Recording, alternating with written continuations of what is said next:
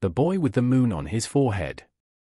The midwife, when she put the twins in the earthen vessel, bethought herself of the best way to destroy them.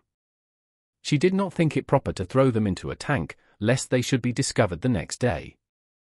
Neither did she think of burying them in the ground, lest they should be dug up by a jackal and exposed to the gaze of people. The best way to make an end of them, she thought, would be to burn them, and reduce them to ashes, that no trace might be left of them. But how could she, at that dead hour of night, burn them without some other person helping her? A happy thought struck her. There was a potter on the outskirts of the city, who used during the day to mold vessels of clay on his wheel, and burn them during the latter part of the night.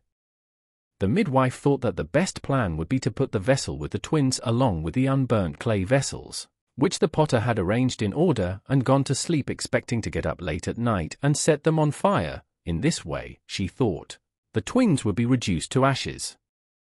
She, accordingly, put the vessel with the twins along with the unburnt clay vessels of the potter, and went away. Somehow or other, that night the potter and his wife overslept themselves. It was near the break of day when the potter's wife, awaking out of sleep, roused her husband, and said, "Oh, my good man, we have overslept ourselves. It is now near morning, and I much fear it is now too late to set the pots on fire." Hastily unbolting the door of her cottage, she rushed out to the place where the pots were ranged in rows. She could scarcely believe her eyes when she saw that all the pots had been baked and were looking bright red, though neither she nor her husband had applied any fire to them. Wondering at her good luck, and not knowing what to make of it, she ran to her husband and said, "Just come and see." The potter came, saw, and wondered. The pots had never before been so well baked. Who could have done this? This could have proceeded only from some god or goddess. Fumbling about the pots, he accidentally upturned one in which, lo and behold, were seen huddled up together two newly born infants of unearthly beauty. The potter said to his wife, "My dear, you must pretend to have given birth to these beautiful children."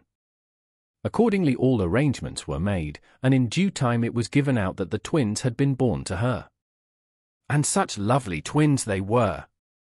On the same day many women of the neighborhood came to see the potter's wife and the twins to which she had given birth, and to offer their congratulations on this unexpected good fortune. As for the potter's wife, she could not be too proud of her pretended children, and said to her admiring friends, "I had hardly hoped to have children at all.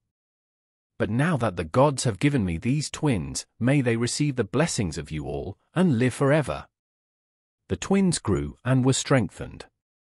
The brother and sister, when they played about in the fields and lanes, were the admiration of every one who saw them, and all wondered at the uncommonly good luck of the potter in being blessed with such angelic children.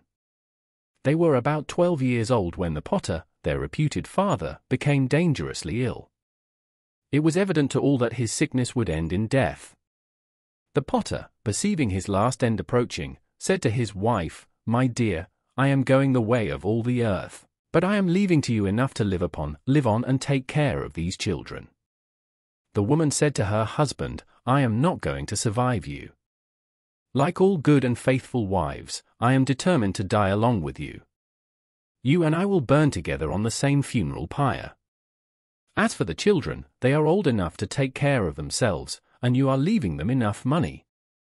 Her friends tried to dissuade her from her purpose, but in vain. The potter died, and as his remains were being burnt, his wife, now a widow, threw herself on the pyre and burnt herself to death. The boy with the moon on his forehead, by the way, he always kept his head covered with a turban lest the halo should attract notice, and his sister, now broke up the potter's establishment, sold the wheel and the pots and pans, and went to the bazaar in the king's city. The moment they entered, the bazaar was lit up on a sudden. The shopkeepers of the bazaar were greatly surprised.